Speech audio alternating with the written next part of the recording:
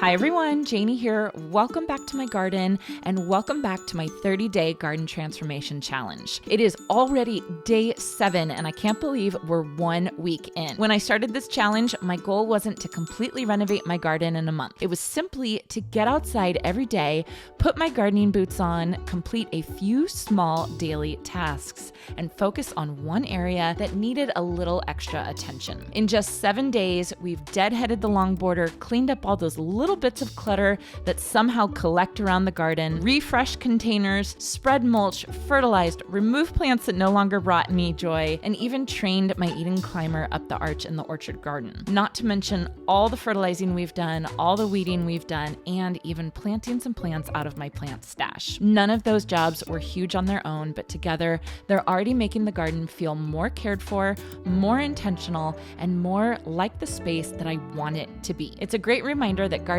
really is about little and often. You don't have to dedicate an entire weekend to make progress. Even an hour, or sometimes just 20 or 30 minutes, can completely change the way your garden looks and feels. I'm so excited to see what another 3 weeks of consistent gardening can accomplish. So let's get started with day 7, as always, with the daily gardening routine. I watered my plant stash and then I moved on to planting these beautiful red begonias next to my all eyes on me summerific hibiscus. I'll show you all a closer look later on in this video, but I am really excited about this planting. Then for weeding today, I moved over to my orchard garden and started pulling all these weeds. These are actually almond tree seedlings from my neighbor's almond trees on the other side of the fence. But the funniest thing, I got all these almond tree seedlings except for this one over here onto the left of the frame.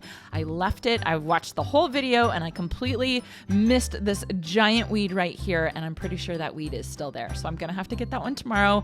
I wanted you all to know that I noticed it, but I got all the other ones, so that's good. For my deadheading task today, I decided to not do so much of a deadheading blooms, but more cutting back foliage. These are my calla lilies that are growing underneath my orange trees, and the foliage on these calla lilies started turning yellow and even a little bit brown on the edges, so that means they're ready to be cut back. Because we get so hot here, my calla lilies aren't evergreen. If you live in a cooler environment, they might be evergreen for you, but for me, I need to cut these back because they get pretty crispy.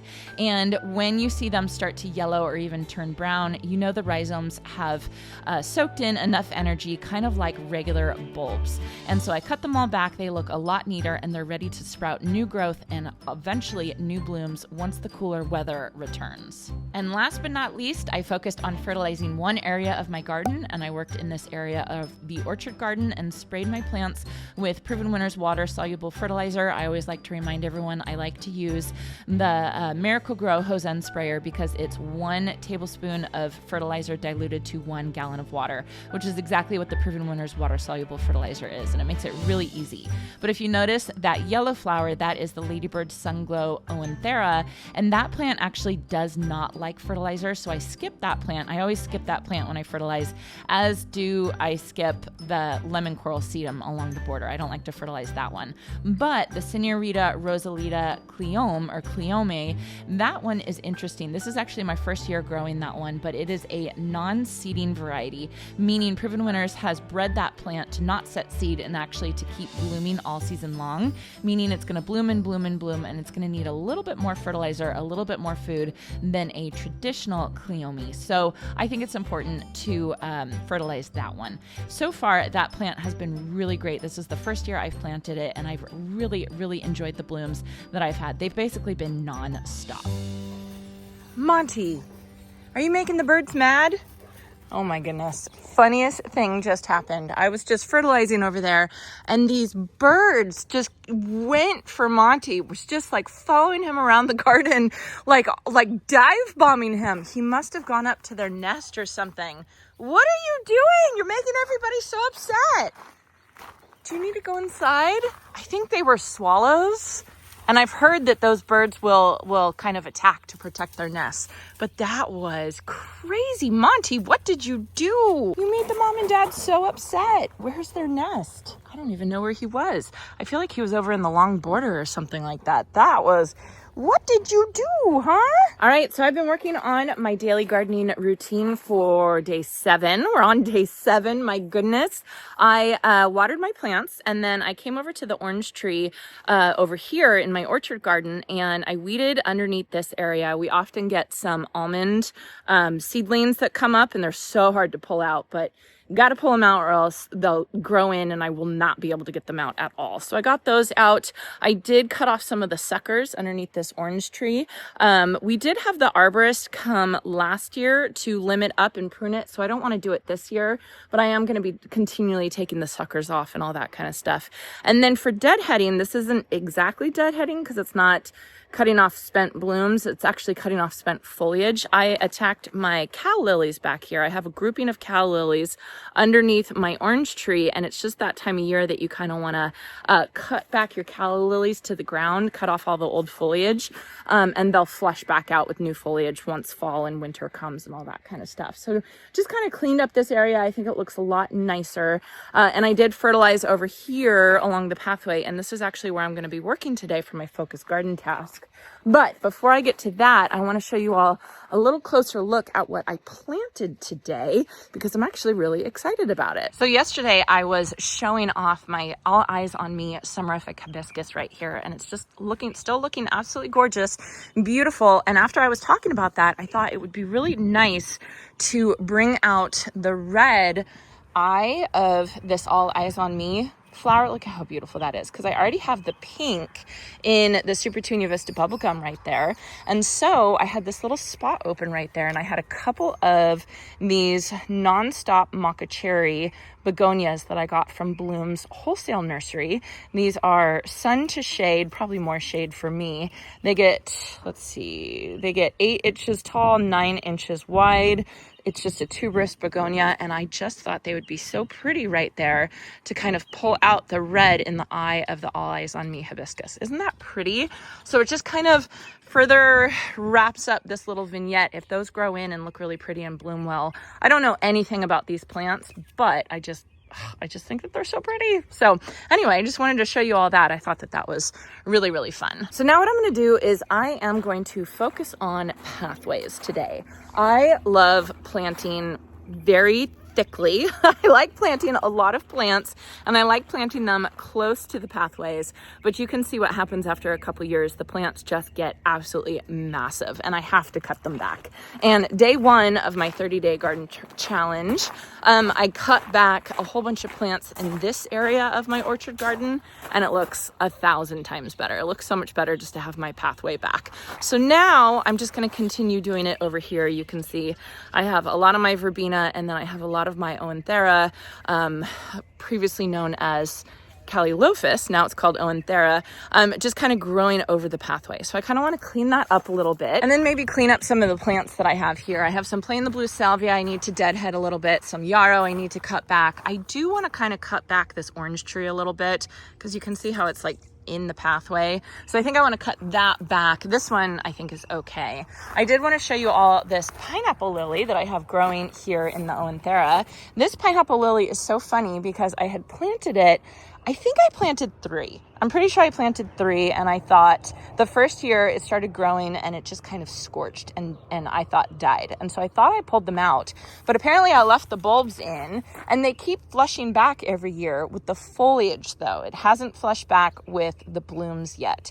But I just wanted to show you all this. I think this plant will probably do better in a little bit more humidity than I have, but I just wanted to show you guys that they are pretty and they are kind of flushing back, but a little bit of scorching still. And then just before I get started, I just have to show off this view of the center island. Every once in a while, I look at the center island and I see like a certain vista, and I just think, oh, it's looking so good. It's so pretty.